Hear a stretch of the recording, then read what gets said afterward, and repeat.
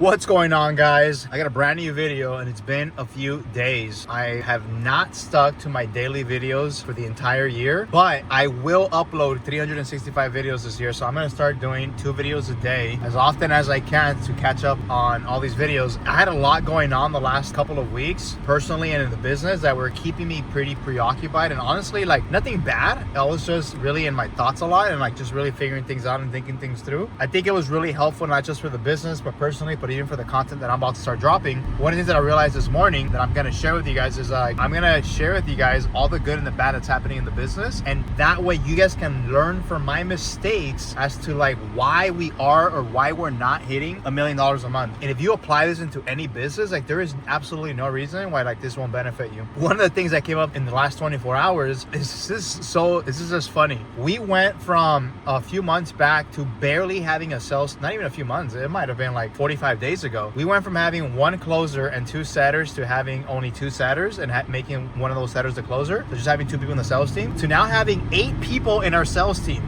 8 people. We got 3 setters, 3 closers, and we also have a sales manager. Here's the thing, not everybody's gonna stay, because some people might not be the right fit because they got other goals in mind, and some might not be the right fit because they're not doing what they need to do. Which actually leads to my next topic, which is people will show you and they will tell you exactly who they are and what they will do for you if you are willing to listen. And I'm gonna say this right now, I have not been willing to listen. I was just not listening. And if you read between the lines, and the funny thing is that you don't have to read between the lines, like, it's pretty straightforward what they say, at least I'm hearing it now. People will tell you where they're at. And so one of the things that I've learned when it comes to sales in the last few months, which again, I've told you guys this before, like, sales was probably my weakest link, not just in the business, but me personally, which was why I was weak in the business as well. And so what I've gotten to the point of is that your sales team has to be so fucking bought into what you're doing. It is not even funny how bought in they have to be. Like, they have to believe it probably even more than you. We've gotten to a point now where our main closer right now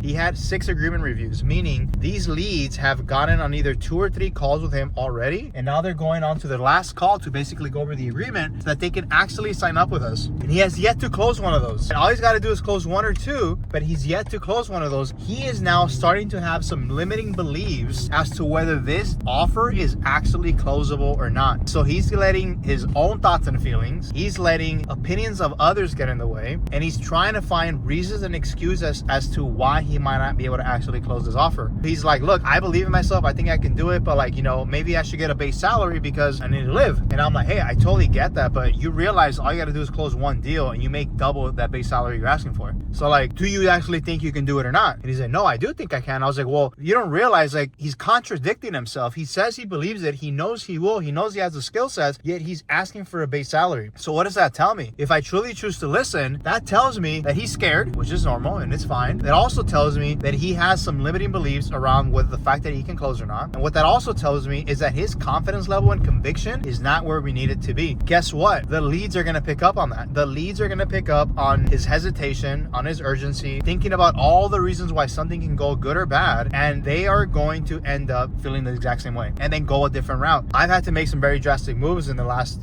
couple of hours, to the point now where we have a new closer that's going to come in who has a lot of experience in this specific offer. I'm going to tell this guy, the original closer, basically like, hey, we're going to replace you because I cannot have somebody in the team that is doubtful as to like what we're here to do and that they can actually do the job. This is not all his fault, right? Like, at the same time, this is giving me feedback where I'm like, where did I drop the ball to not create enough conviction in him and belief that he can actually do it? And so I had a pep talk with him earlier today before hiring on this new closer, and I'm hoping that will make some shift in him because the guy is good. Like, he's good, he just needs a little bit more experience. What I want you guys to take from this video is that you don't get to, you shouldn't pick and choose, you have to, and you get to listen every single day, every single moment, every conversation we have with every single person. People will tell you who they are, people will tell you what they're committed to, and people will tell you their belief systems if you just listen to what they're communicating to you. That is something that I'm going to sit with for the rest of the day to figure out where else I dropped the ball on that. That's all I got for you guys today. I'll catch you guys in the next video.